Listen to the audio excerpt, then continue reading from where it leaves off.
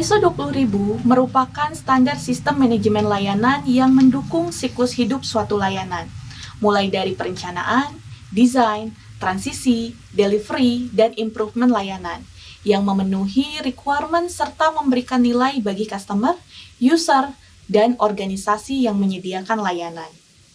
Pengadopsian sistem manajemen layanan adalah suatu keputusan strategis bagi suatu organisasi yang dipengaruhi oleh tujuan organisasi tersebut.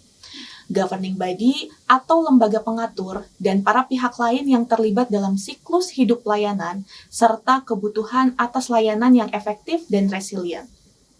Implementasi dan pengoperasian sistem manajemen layanan memberikan visibilitas berkelanjutan, kontrol layanan, dan improvement berkelanjutan yang mengarah pada efektivitas dan efisiensi yang lebih tinggi. ISO memberikan dokumen ISO 20041 sebagai persyaratan sistem manajemen layanan dan dokumen ISO 20042 yang memberikan panduan tentang pengaplikasian sistem manajemen layanan termasuk contoh bagaimana memenuhi persyaratan yang disebutkan di dalam dokumen ISO 20041. Sementara itu, dokumen ISO 20010 memberi informasi tentang semua bagian dari rangkaian ISO 20000, manfaat, mispersepsi, dan standar terkait lainnya.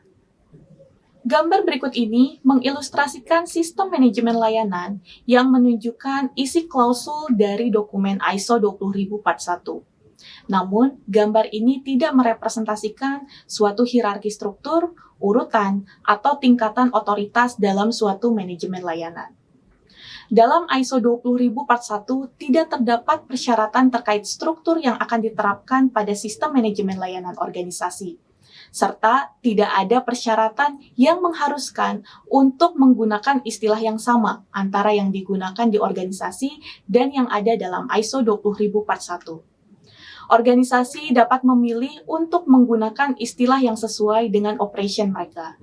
Struktur klausul dimaksudkan untuk memberikan penyajian persyaratan yang koheren, bukan model untuk mendokumentasikan kebijakan, tujuan, dan proses organisasi. Setiap organisasi dapat memilih bagaimana menggabungkan requirement ISO 20000 ke dalam proses.